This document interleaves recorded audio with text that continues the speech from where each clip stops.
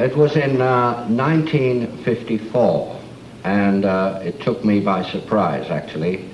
I had been practicing yoga for many years previous to this, but on this Saturday morning in May 1954, I was in my apartment and I heard a voice.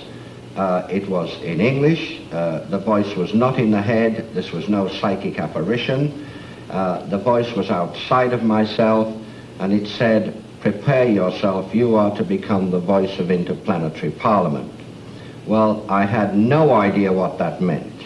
I knew nothing about UFOs in those days. I had not studied them, but I had studied yoga, and I'd studied yoga long enough to realize that this was very important.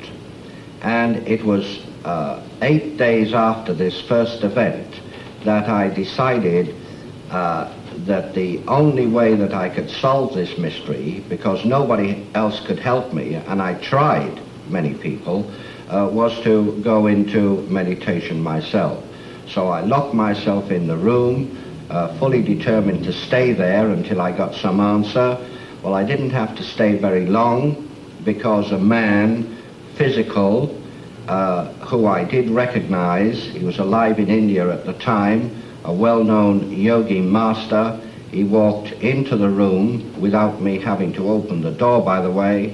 He walked across the floor and sat down in the chair, which creaked under his weight, and he told me about the previous contact I'd had, voice contact, and he gave me certain instructions.